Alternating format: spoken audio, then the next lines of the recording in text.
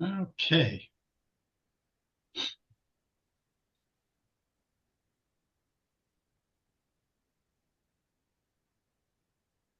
All righty. Good morning, everybody. I'm glad to see you this morning. I want to take a quick look. A number of us had the opportunity, Sharika and Aaron and myself and a number of others. We had a great representation. Paul had a great representation at the Net Inclusion Conference. It was a great conference, but of course, there was a little bit of sadness about and frustration about the loss of the digital equity money. And so it was a bittersweet conference. But I don't know, Aaron or Paul or any of you, Sharika, want to make any more comments about the meeting?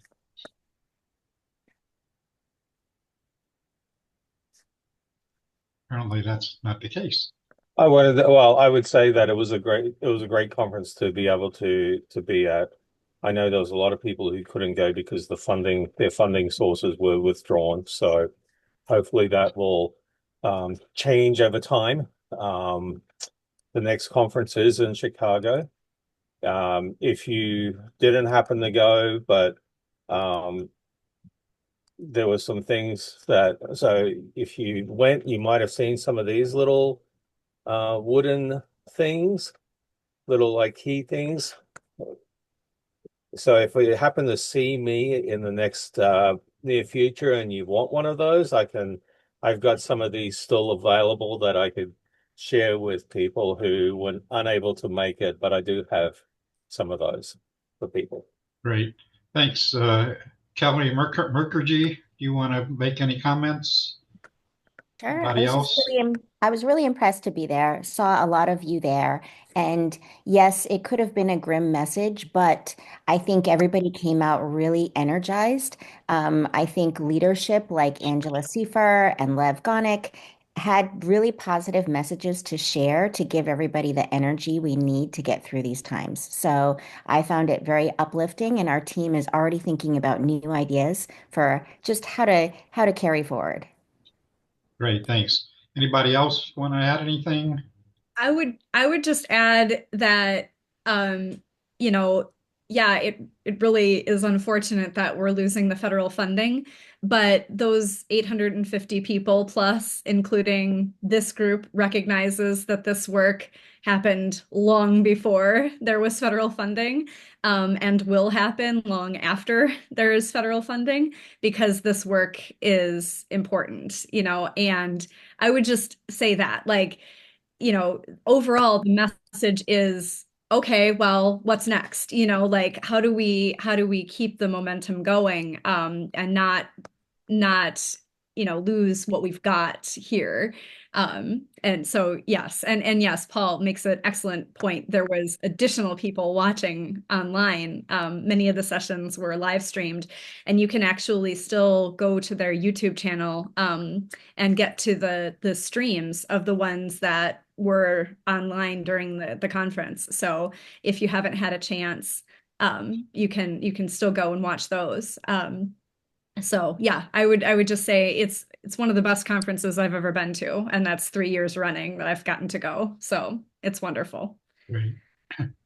Thank you. Anybody else? Yes, Steve, this is Mala. Yeah, Mala. Oh, yeah.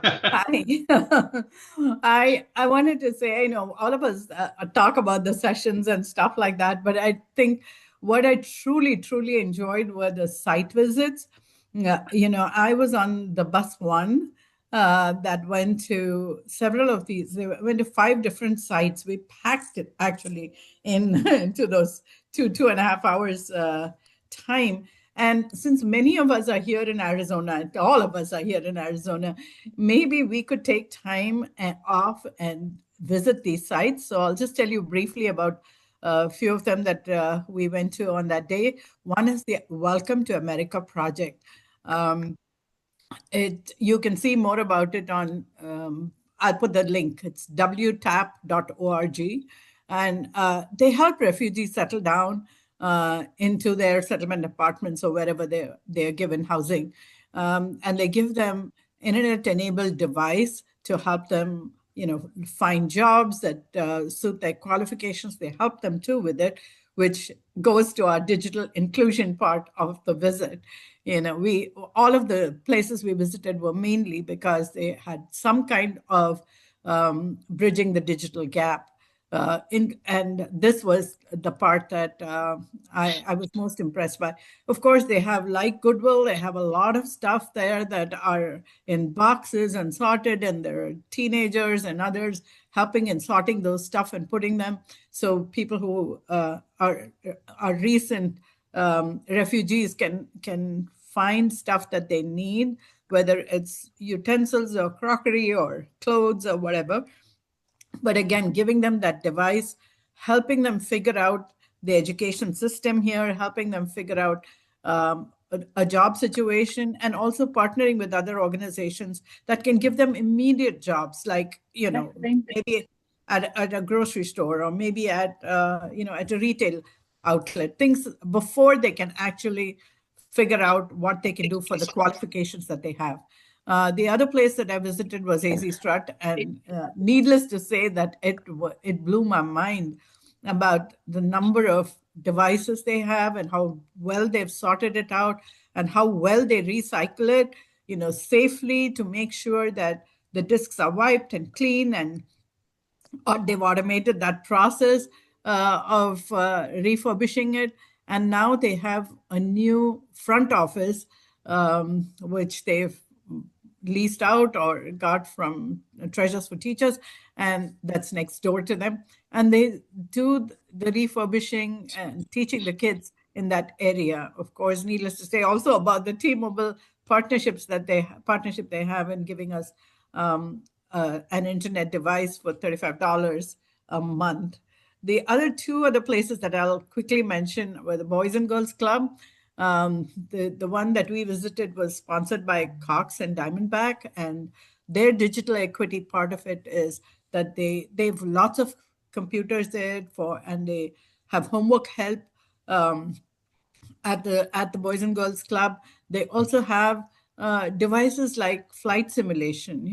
They kind of try to pick the interest of the kids that are coming there to show them these kind of simulations that can help them decide or choose their career, which is really good. They help them with resume writing if they need those skills, and they teach them soft skills like customer care and things like that. So that's really that was, again, something that I didn't know Boys and Girls Club did. I thought they did a lot. I've never been to one before I went to this one. But I thought that they were a place for the kids to hang out and have fun. But they do more than hang out and have fun. The other place we visited was Chicanos por la Cosa. We've always had representation from there on this team. That they are a nonprofit-based Arizona, a nonprofit based, and in Arizona they were founded in 1969. That is something I didn't know. And they do a lot of community development. Of course, they apply for grants and have kids do their homework there as well. They have nutritious food for them. They have artist workshop. They have digital safety training for the kids, and much, much more. And the last one we visited was the Arizona Science Center, which many of you may have been to. STEM activities there were mind-boggling. So back to you, Steve. Okay, thank you, Mala. So a couple of quick things. Nakuma, I don't know that you have been here before. Could you introduce yourself, please?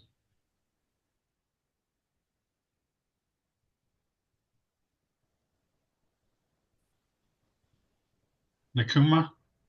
I think, Steve, that was Manny Villa. I had that name on there in error. Oh, If okay. I'm not mistaken. Okay, well, he was on there too. But anyway, let's see. Is there anybody else?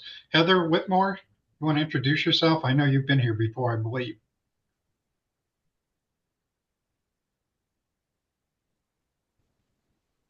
Are you there? Okay, well, let's move on. So a couple of quick things, and then we'll So Kelly, you have anything with the broadband office that you want to give us an update about? Hi, sure. Good morning, everyone. My name is Kelly.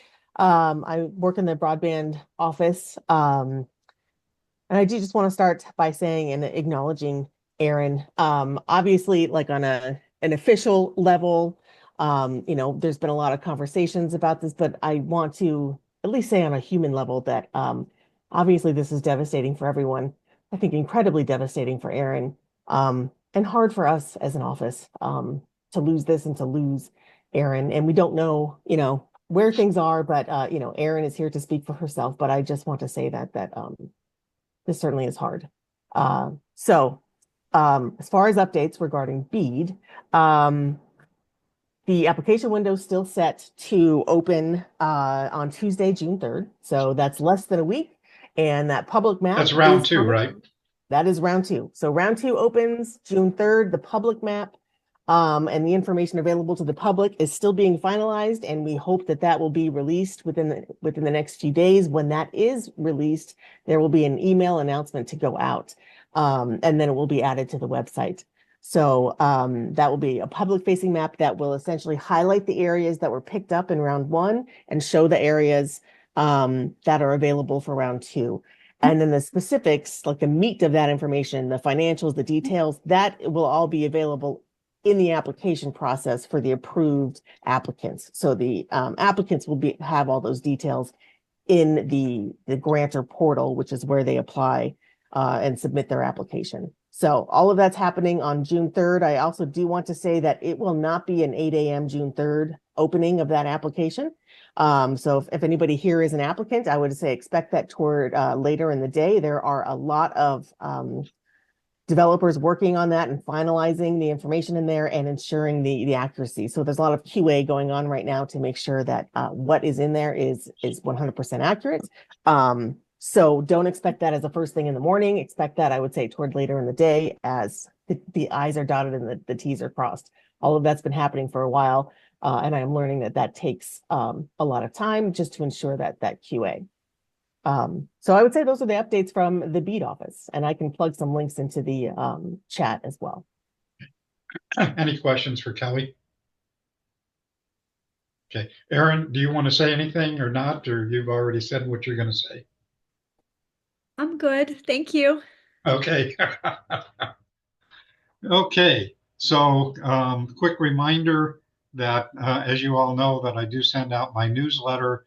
If you missed a meeting or you missed something, that I do include links and details about announcements, as well as the chat attendance list and so forth. So please make sure that you check it out. There's a lot of information. There's a lot of resources in the newsletter. So I encourage you to check that out. Okay, Lucy, you want to give us a quick update on Force for Health and the healthcare task force we got going on? Well, we had a small but mighty meeting on Thursday. We decided not to cancel it, and had some great representation for those that don't know, we are about 4 sessions into a 10 session long task force for the AZBSN called Health and Education. So if you care about the implications of broadband digital connectivity as it relates to health and education, every second and fourth Thursday after this at 3 o'clock in the afternoon, we have a task force, an action task force. So we continue to work towards those goals, one being replicating the library telehub. And we're putting a lot of effort around that.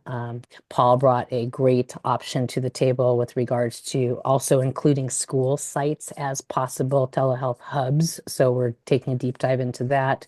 We are looking at the disability space to make sure that those visual, audio, physio impaired folks have a seat at the table, to make sure that we are wrapping that in. And this past week, we had a small but mighty group, but we were joined by one of the Health Action Network healthcare workforce team leads at the state level.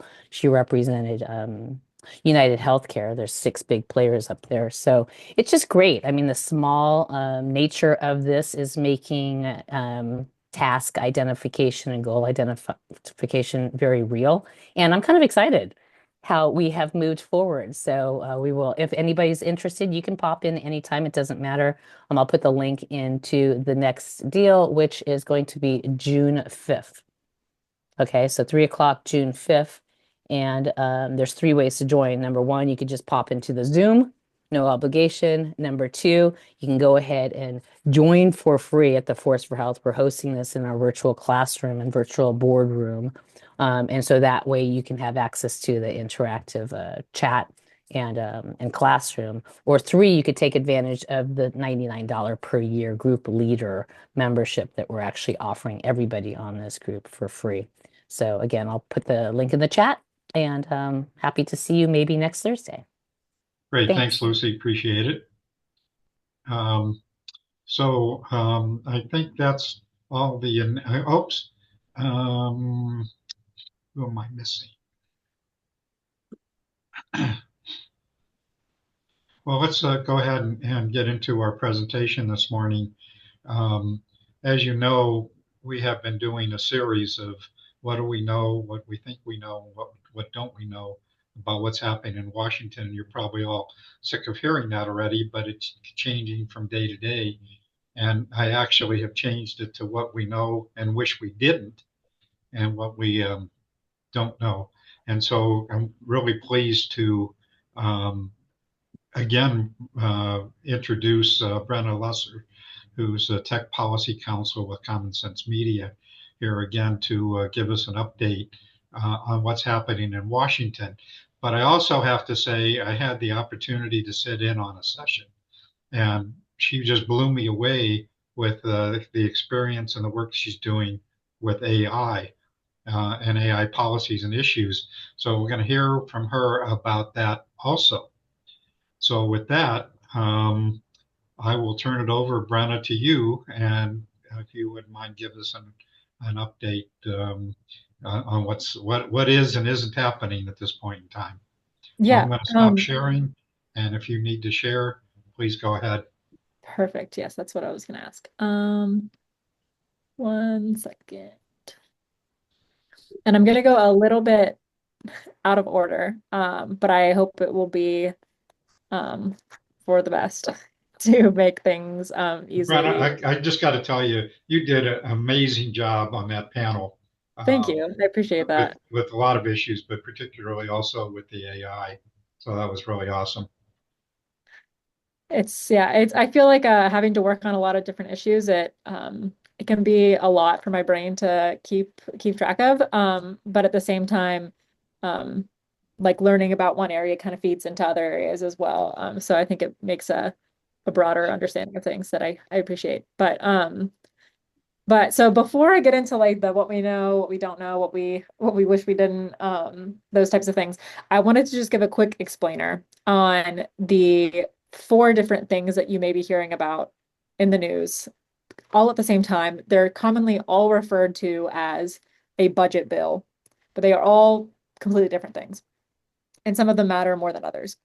So starting with the top, starting on the bottom left, not to make my own explanation confusing, the White House budget request. So each year, the president is required to submit a budget request to Congress and essentially kicks off the annual appropriations process. It's essentially it's guidelines. It's not legally required for Congress to follow it at all, but this is where the included USDA reconnect cuts are appearing. So while this may imply or it may point to something happening down the road, it is by no means mandatory and set in stone yet. Obviously, because Republicans hold control of Congress and the White House, it's likely that it will appear there, but not to be too alarmed yet, because even when the same party is in control, you'll still commonly have things that aren't like a 1-for-1 matchup with the annual appropriations bills that Congress does.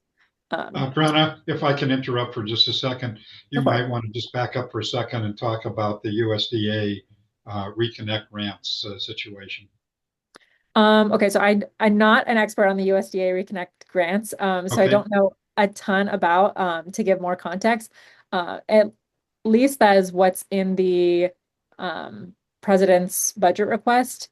It doesn't even point to it directly, but it essentially just says they're not going to give any more funding for broadband to the Department of Agriculture because there's enough money already going out the door, as implying referring to BEAD and things like that. But I think the general point of Reconnect is to provide connectivity to rural farms generally. I don't know if there is more you're hoping for on that you're aware of, if you want to. Well, I just think, and Mark, I don't know if you want to say anything more about Reconnect grants. Sure. I've won a Reconnect grant in Alaska. I would say there's actually some logic in that the criteria for being able to apply for a Reconnect grant are certain unserved or uncommitted to be served. And the way BEAD is structured, virtually everything is supposed to be served or in the process of being served by the BEAD process. So theoretically, if BEAD worked, there would be no eligible areas left in the U.S. under the Reconnect program. But it's still, likely not to be 100% successful. Programs like Community Connect and Reconnect grants would still be useful, but I just wanted to give that color that based on the criteria, BEAD, if successful, would eliminate any areas from being eligible to reconnect. Thank you, Mark. Gotcha. And the term is enforceable commitment. So once areas are assigned by a grant, they can't be applied for by any other grant because there's an enforceable commitment. That's the language used. Gotcha. Essentially preventing a double dipping. Right. Gotcha. That's helpful. So hey, back to you, Brenna. That's the language that's currently in the budget request on broadband related issues. But then right after the White House does their budget request, that's when Congress then takes the request. They can follow it if they don't follow if they want to, not follow it if they don't want to, and they kick off the annual appropriations Congress process. And these are the bills that actually allocate funding to agencies and programs, and they have to be passed every year by October 1st to prevent a government shutdown. These are all the discretionary funding. So this is going to be the funding that has to be re-upped every year. It doesn't just continue. Whereas a mandatory funding for social safety safety net programs, Medicaid, Social Security, things like that are mandatory spending. The Congress also has their own budget resolution. So on the top left of the screen, this is not required. This is not a required process for Congress to pass or begin the appropriations process. If they're not going to pass a reconciliation bill, honestly, a lot of times they just don't even pass one. They just kind of jump right into appropriations after the president has submitted the budget request. But if they want to pass a bill via the reconciliation process, then they have to pass a budget resolution because it essentially sets the dollar figure goalposts that they have to then work towards under reconciliation. And the reconciliation process it's this same type of bill, but there are different rules around what can be included in it because it essentially provides a fast track for getting it passed. So if you were hearing in the news about the one big beautiful bill is what they're calling it, for better or worse, and that is what has the spectrum authority in there for spectrum auctions. It includes a mix of tax cuts, extending the 2017 tax cuts, spending increases for things like ICE and immigration, and then also the changes to the social safety net programs that would cut certain things to Medicaid and SNAP and things like that. So in order for a spending bill to get passed via this fast track, which only requires simple majority in the Senate instead of the 60 votes that's typically required for a bill, It can only include like things that impact spending, revenues, or the debt limit. So no policy. Policy can be included if it's instrumental to the overall amount of spending. So like the policy changes that are happening to Medicaid and SNAP requiring like work requirements and re-enrollment, a more regular re-enrollment, those are technically like policy requirements, but they obviously serve to an effect of like reducing the amount of money spent on those programs. So policy is allowed sometimes when it's instrumental to the amount of money that's being spent, but like it would be difficult to include something like BEAD in all of the requirements it has in something like reconciliation, because you can provide like the 42.5 billion for infrastructure, internet infrastructure development, but you wouldn't be able to include things like service quality requirements and all of those like extra policy things that are unrelated to the amount of money being spent, if that makes sense. And any of the things that are included in a reconciliation bill cannot have an impact on the budget beyond 10 years. So that's why a lot of the programs and things that you'll see in the budget or in the reconciliation bill are like expire in 2035 if they're the max. So in terms of like impacts and things we're seeing on AI, this reconciliation bill currently includes language to have a state preemption or federal preemption of all state AI regulation and enforcement. So it's the full 10 years because that's the max that they can go. And they're essentially including that policy, air quote, because they're saying it's related to the amount of funding that they're giving to the Department of Commerce to do AI. It may get pulled out, it may stay in. If you've heard of the Byrd rule, this is like Senator Robert Byrd had introduced this rule in the 80s or late 70s, saying that you can't include policy riders in reconciliation. And so essentially, if one of the senators thinks that something's a policy and is not, instrumentally related to the amount of spending, then it'll get dumped, which is what we're, as a common sense, are hoping to see happen with this AI preemption. But it is very confusing that in news coverage and just a lot of our like circles, all of these things are referred to as like budget bills. But I think the main thing to remember is that the only actual yearly appropriations are the congressional appropriations. Both of the White House and congressional budgets are non-enforceable and non-binding unless they want to pass a spending bill that's separate from appropriations via reconciliation. And I hope that that was somewhat coherent because I know it's confusing. And even as I'm saying it, I'm like hoping it makes sense. But I'm happy to answer any questions on those. But I felt like it was helpful to give a background to make sure everyone's on the same page before we get into the like what we know, what we think what we don't know. And honestly, I feel like all of these things could exist in all of these categories because there's like bits and pieces that we know and don't know. Is there a question? Okay. So what we know, we've already talked about DEA grants being terminated. The latest I've heard is that the tribal awards are still under review. I'm not sure if that's been updated in the week since organizations and states were notified, but effectively they've been terminated. We don't know how any legal challenges, if or they will play out in regards to DEA. It makes it difficult because there's only a handful of folks who had received like a signed contract, so that only a small group of people will have like legal standing to challenge. So that's kind of in both buckets. The BEAD guidance being delayed until June or July. There was a letter that was released yesterday from a handful of groups essentially urging the administration to let the money flow and to just like take out the like burdensome requirements and then just to let states march forward. We're not really sure what the guidance will be when it comes out and what the impacts of that will be, if it will, make states go back to the drawing board entirely, or if it'll be something that like they're not enforceable like rules around like quality of service and price and like labor usage, things like that. The Senate E-rate hotspot lending order. So this was a FCC program that was passed, or a rule that was enacted the end of the Biden administration in July of last year.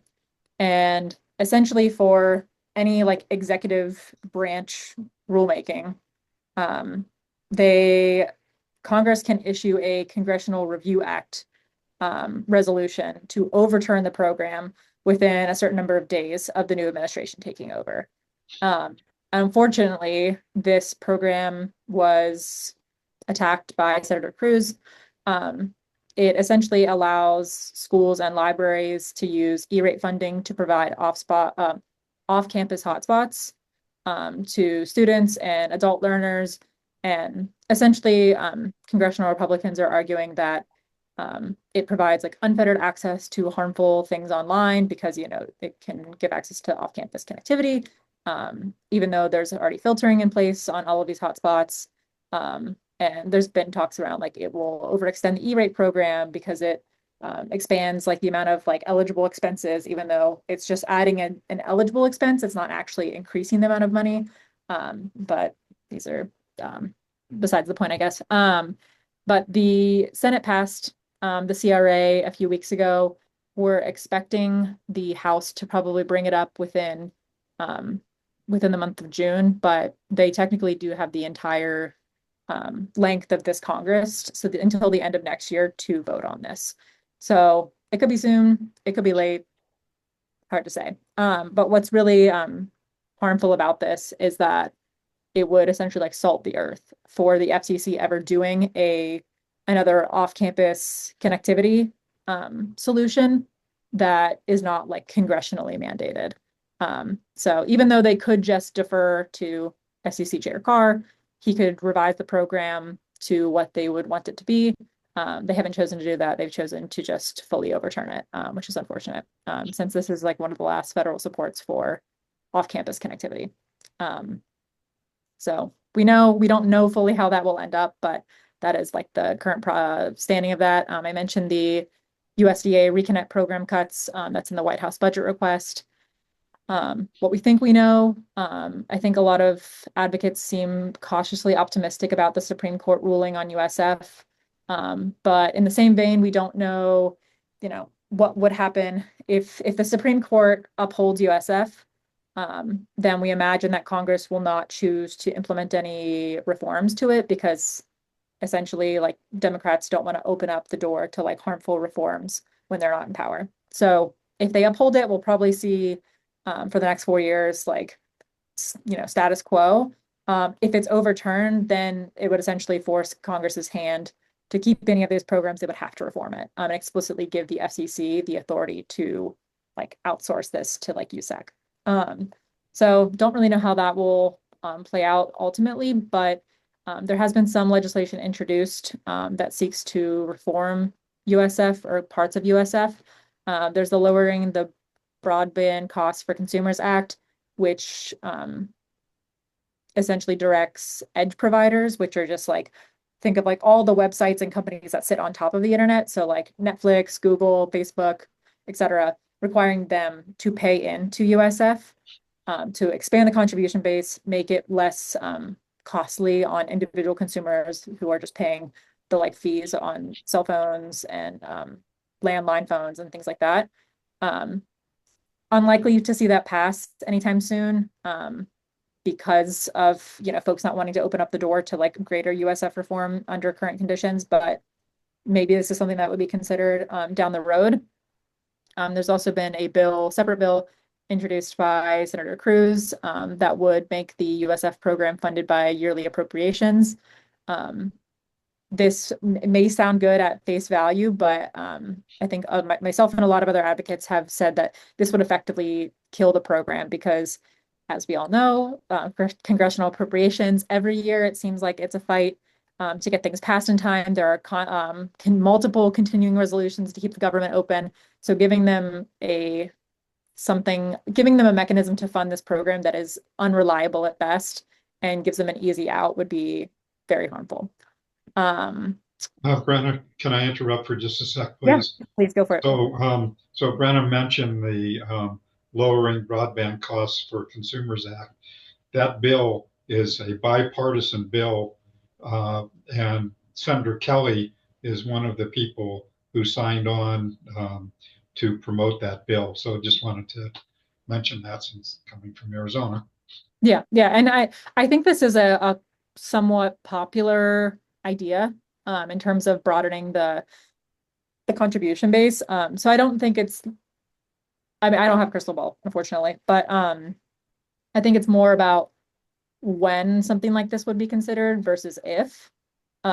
So just to give a little bit more context about that. And then looking through them, because I kind of jumped around. So I'm sorry. So let me just jump back for a second. Yeah. So that bill, as I understand it, and not that I'm an expert, and Brennan knows better than me, but it could be theoretically a companion bill to the changes to the USF because it does provide an opportunity for alternative funding. Am I on target or off the wall here, Brenna? In terms of if Congress chose to pass a broader USF reform bill, they could include that type of language in it. Yeah. I mean, it does provide, it basically says the same thing that people have been talking about is having edge providers contribute to the USF. And if I'm not mistaken. Yes, that's my understanding as well. It wouldn't necessarily be like a companion, but I'm sure they could use like the same language in like a broader bill.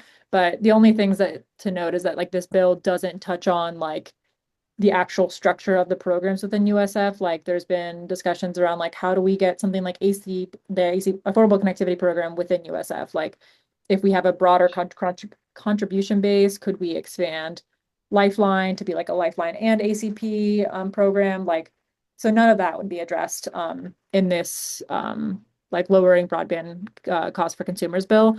But I think that there's been broader questions on like how to continue support in those other areas as well.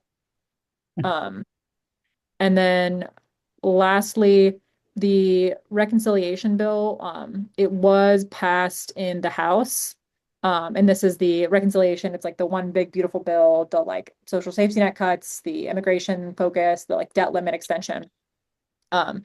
So it's going on to the Senate. Some of the language in there around like the policy riders may get taken out, but it's TBD on how the final bill will look in the end. But that's going to be Congress's main priority for the foreseeable future.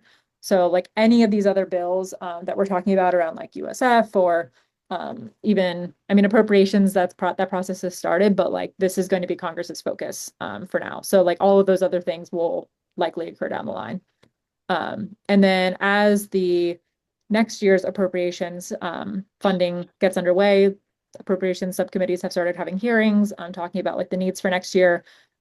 We did hear from Representative Budzinski's office, so a member of Illinois, that they have requested some report language be included in the appropriations bill to direct the FCC to consider how they would implement a broadband affordability program like the ACP.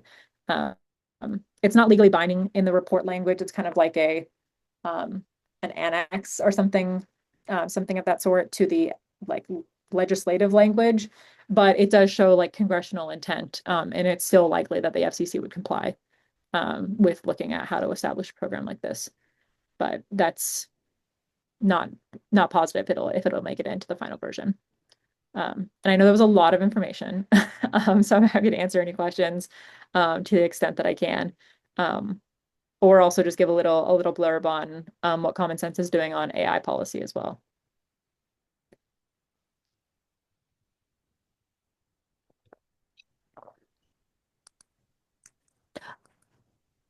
Good morning. This is John Haas, and I'm interested in what you're doing on AI policy, having just getting our third annual AI workshop, and we part of the Arizona Tech Council. We have an AI group. So, what are you folks doing, and are you working with the Tech Council? I don't know if we're doing anything in Arizona. For better or worse, we're seeing a lot of the AI policy movement at the state level, which is why that federal language on that would preempt state enforcement of AI laws is so worrisome. Common Sense is mostly engaged in California and New York, focusing on the issues of AI safety that impact kids, obviously, since Common Sense kind of sits at the intersection between kids and tech. So in California, we have one bill called the Lead for Kids Act. Lead on AI for Kids. I'm blanking on the exact title, which is bad. But it essentially takes inspiration from the EU AI Act that seeks to address like the most high risk AI technologies that pose harm to kids. So AI companions, if you're familiar at all with those, Yep. very, very risky, very harmful, that have already shown proven harms. Prohibiting those for kids. Social scoring, which is like something that has been done in other areas. That's essentially like a credit score, but for your Social. person, like a personal Did credit you score. see the Black Mirror Yeah, episode? yeah, exactly. So prohibiting that, and then prohibiting the, I think, use of like facial recognition technology for like emotion detection, which has been used already in some educational and more like law enforcement type instances. So prohibiting those for kids, requiring third-party audits, transparency, requiring parents to give affirmative consent to allow their kids' data to be used in the training of these models, since we're still unsure how that data is fully being used, who it's being shared with, how it's coming back out of the model. And then in New York, also focused on AI literacy. So getting curriculums in schools that have not already had something more permanent or more structured for kids to understand like when AI can, shouldn't be used, especially because there was a law at the federal level that was recently passed called the Take It Down Act, which Yes. essentially makes it, for anyone who's not familiar, makes it either a non-consensual deepfakes or real images that are non-consensually posted of people, of nude images, makes it required for the platforms to take down the images, and also makes it illegal for the folks who are posting these. So in terms of a AI deepfake, the law unfortunately does not it doesn't differentiate between the age of the offender. So if someone that's 50 makes a deepfake of a 16-year-old that's nude, they would have the same penalty as another 16-year-old.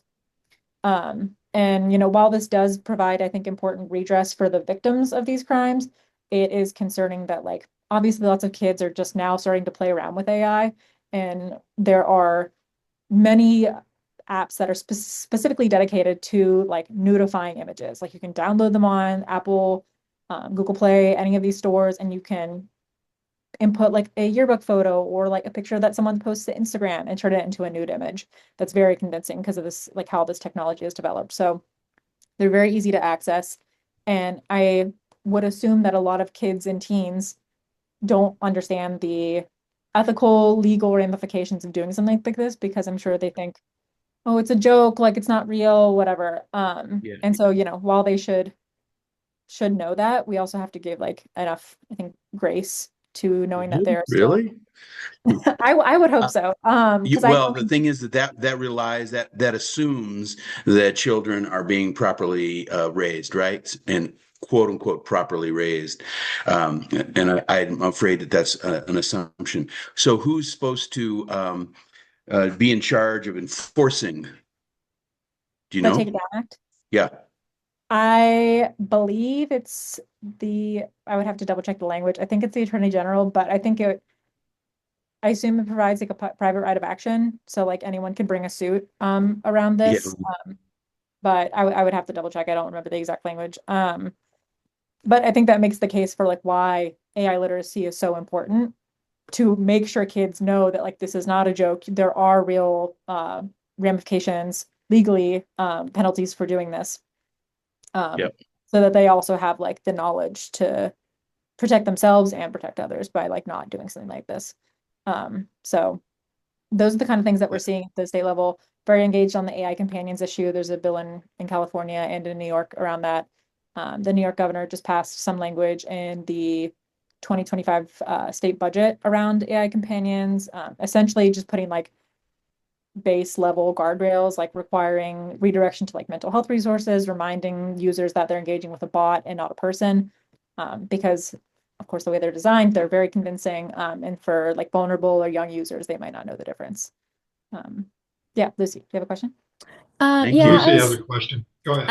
I just two comments. I mean, I am working with Elena on the Arizona advisory board for the state of Arizona. So I watch this from afar. I mean, it blows my mind that people, especially maybe common sense, to put the pressure on Apple and Google Play, because that is like, the distributor of it. I Yeah. just can't believe that they're being allowed to put up nudifying type of AI apps when there's all these restrictions on other things. So I'm just making that point. Second is, I just see the tsunami happening because you got this big administration that's going to mandate the use of AI in K through 12. And then we've got this other 800-pound gorilla. If you guys don't know, Common Sense is like the big advocate for children's safety in the United States. I mean, they are big, big, big players up at the congressional level. And so you got this big advocate saying, you know what, we are not positioned to, our position statement is that we do not condone the use of buddy companion AI and the use of AI for kids. And let's define kids as a 13 and up, right? Is that how Common Sense is defining kids? I think it depends. I mean, Or 13 and below? In some cases it's 13 and below, some cases it's 18 and under. But I mean, even that is just yeah. the fact that we can't like define quickly, where to draw lines on this. I'm just predicting a huge tsunami just blow up Yeah, because and it's it definitely is almost concerning. unmanageable. Yeah, it definitely is concerning, at least with the regards to the AI K through 12 executive order. Um, a lot of the recommendations that they included in there were, or the language that was included in there were referencing language that we had recommended. So we were like cautiously surprised and like optimistic on like the things that were included. And obviously, while we think it's important to provide like teacher professional development because teachers are totally underwater and like don't have the resources and means to like take on another subject, and to provide kids with this information, we're also concerned, or not concerned, but hesitant on how far this can and will go given the impacts to the federal government writ large, but especially the Department of Education. So who knows what this will ultimately end up being. But in terms of the App Store, not an expert on like I'm sure that there would be concerns around it probably would come back to like an age gating thing, like an age verification, because like this is like allowed to exist for adults. This is just this is conjecture. I'm just kind of assuming. And there have been some bills to require age verification at the App Store level. But ultimately, I think I think there needs to be something done. Common Sense is very hesitant to endorse these kinds of bills because it's not, it shouldn't be a surprise that like players like Meta are lobbying very, very hard for app stores to be on the hook for age verification, not themselves. So there are like kind of pitfalls with having it be on the device level, because if you have age verification on the Apple Store and then, okay, you get on a desktop, no longer is, if it's not associated with the account, or like at the application level of like Facebook as a platform, you're going to miss out things on that. If you have a parent's device that they give it to their kid, it's going to be associated with the parent's age, not the kid. Like if there's like device Oh sharing. yeah, it's just it's a cluster. And essentially it provides a like a legal, like not necessarily a loophole, but like it provides Facebook and like these like the very like harmful players to keep going about like business as normal and to avoid any culpability for their the harms that they're perpetuating, and like especially the vast amounts of data that they have that they know is harmful, or that they know who is on their platform. And they just don't want to be on the hook for actually enforcing it and being on the hook for it going poorly. So I think it brings up the point that yeah. Parents need to be hyper trained quickly on setting locks and access points on phones as well. And I know that you Yeah, guys do a lot of parent training, but okay, that's it. I don't want to yeah, monopolize yeah. that. I just wanted to throw No, those it's okay. points out. So frustrating. Yeah, and there definitely is a role, obviously, for parents to play. But I'm not a parent myself yet, but like I empathize with parents are working full time, and like apparently like the parents that are like living in poverty and they're working multiple jobs and they have multiple kids, and like the last thing that is, it's hard for me to keep up anymore with all the things kids are doing online, let alone like trying to keep track of all the different parental control settings that exist on every different type of app, because obviously they're not all the same. So there's a role for them to play, but at the same time, like saying that like this is a like individual responsibility and we should just let these like massive companies who are profiting off this run free, I think is not the way to go. But Thanks. yeah. So we Any know other historically, every time there's new technology, it raises a whole set of issues that we just never anticipated and have to work through those. And I don't know if we've ever resolved some of them, but anyway, so somebody was going to ask comment or question. Gordon here in Tucson, I would just say, one of the things that's the balance on this is the Europeans and 390 million people market. And these guys are going to lever the United Snakes on this stuff. And I say that as a person with a disability, recognizing the DEIA initiative that they have going, or the anti-DEIA initiative, is very, very threatening, dangerous, horrible. But here's, the deal. They didn't get the memo. The world is diverse. That's right. And in other countries, people have a great sensitivity to this idea that the United States started about respecting accessibility. And so one of the most key areas for AI in the future has to be how to be agents to help people as they age in place and people challenged by disability. And the United States has just thrown that out. So I just want to share that little happy thought. EIA. Yeah, I think you might have been breaking up a little bit. But yeah, we are seeing a lot of positive developments in other areas of the world, and in some ways that can have like a um positive impact on other spots. Like if platforms are wanting to just comply broadly with like different like higher bars of safety requirements in other parts of the world, they might just implement it across the board. But regardless of what a lot of them say about like, oh, it's impossible to comply with these patchwork of laws, they seem to do it with like not requiring just or not providing base level protections, just having it be they would prefer the patchwork in some areas that I've seen. So I think it shows hopefully a place that we can get eventually, especially on like the privacy side. That was, I think, especially with AI and like the incredible amounts of data that are being used. I think like data privacy has been an issue, but like this is going to supercharge how important that is. And so I'm hoping that eventually we can get something done. But I'm also like a little pessimistic about it happening anytime soon, unfortunately. Okay, so a couple of quick things. Amelia, I saw that you were online. Do you want to add anything to what Brenna has talked about this morning? No, actually, I really appreciate it. I wrote a little thank you, Brenna. I really appreciate you sharing your insight on all of the changes. So nothing to add, Steve. I think she did a fantastic job covering all the topics and all the questions that folks may have had out there. Okay, thanks, Amelia. And Brian, are you still here? I am here, yes. So Brian, you want to kind of just talk a little bit about what's happening in the spectrum space and particularly the money that is going to go to pay for tax cuts? Yeah, well, as far as the spectrum, one of the big things is the FCC has not had auction authorization, and it's been a battle trying to get that back. So they can do some auctioning of some of the spectrum that may be available. And there's been a little bit of movement on that, but again, until that gets fully authorized, by Congress, we're in that situation where not much is going on in the spectrum.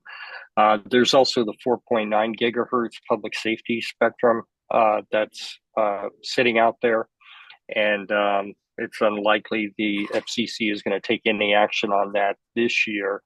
It's likely that's going to push into 2026 as well. Okay. Any questions for Brian? Okay. So let's go back to the discussion about AI. Anything else that people want to talk about regarding AI, or anything else that you heard from Brenna this morning? Brenna, you did an awesome job, and I really love that you took our construct of what we know, what we think we know, and what we don't know. It was very helpful. Thank you. I've tried to implement it, but every time I end up making a slide like this, it just ends up being like one big category of like question marks. But to the extent that it's possible. Yeah. So any questions for Brenna? Brenda, this is Mallory Duvall. I'm sorry, Mallory. I actually meant to recognize you too. Please go ahead. Oh, no, not a problem. I saw on your first bullet point on what we know, you have the DEA grants have been terminated with the exception of tribal awards, which are still under review. Are those the digital equity tribal set aside that were submitted earlier this year? I believe that's what it is. Unfortunately, I don't have any more like context. I was just provided the very short like NTIA like 3-sentence letter that they sent out. So I assume that's what it is. Do you know who got that letter? I was just curious because I think it was sent to several tribes that did these. I think it was sent to the states. I can double check. But I'm not positive. So Frank, Okay. do you know anything about that? Yes, this is Frank Martinez. I'm with Connected Nation. Let me put it this way. I did ask a few tribal representatives, people from different tribes at NDIA last week about this, and I don't have anything official to state. It's just hearsays. And from what basically it was the overall DE grant. Since that was terminated, everything underneath it was also included in that. But based on what I'm hearing here and also those conversations, is that it's still being determined. So I know I didn't answer the question, but that's pretty much what we've been hearing. I thought I'd heard that they were all canceled. So then when I saw maybe they aren't all canceled, just have like I said, worked with some tribal companies that, if that went through, that would be great if they went in and kept with that. So if that's, and I know on the grant portal, it still shows as under review, all those grants, but right. I wasn't sure. Yeah, I don't think anything official has been communicated, put it that way. Okay. Yep. Thank you. Yeah, this is from the 21st. This is the entirety of, I believe, what was sent out. And it just said, all digital equity competitive and digital equity capacity grant awards have been terminated except for grants to Native entities, which are pending further legal review. Yeah. Okay.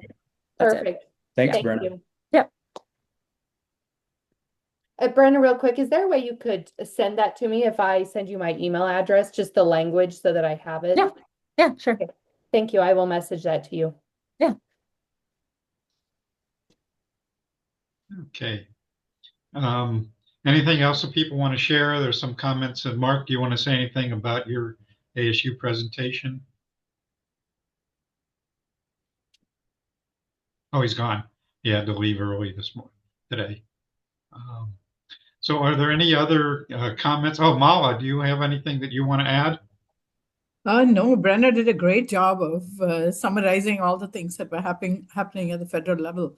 So no, I put in something in the chat on what ALA had put together, stories on use of hotspots in libraries. So just wanted to draw attention to that. Okay. Nothing else other than that. Okay, Brenna, would you stop sharing, please? Yes. Okay. Yeah. So let me do this. Okay. So is there anything else that anybody else wants to that they know that they'd like to share? Steve, I just put something in the chat just about my PhD study. I'm still looking for some interviewees. So I've just put a link in there to the information about the program and the informed consent. If anyone's interested, I'm still looking for a few people to interview. So thank you So very Paul, much. you also have another effort going on. Do you want to talk about that? We do actually have a program as well where we've got two new CCLs certificates, 6 credits apiece around the digital divide and the emerging wireless technology. Put a link into the chat about that. And that's a program we're trying to kick off right now. And it's an opportunity with the grant that I currently have. We're able to fund up to 48 places in that certificate program right now.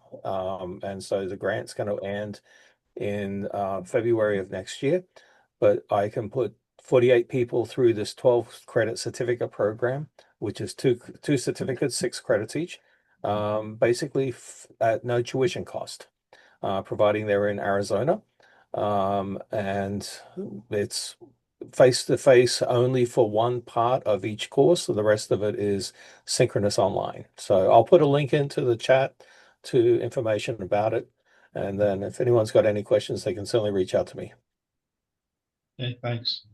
And Jason, I may see you this afternoon. Um, we have Tech Nerds Unite, which is a great mixer with IT people down here in Tucson, and that's happening this afternoon. It's kind of a fun thing. So just one last thing for me. Well, EJ, do you have anything that you want to add with the governor's office and the question that came up about the funding for the tribes?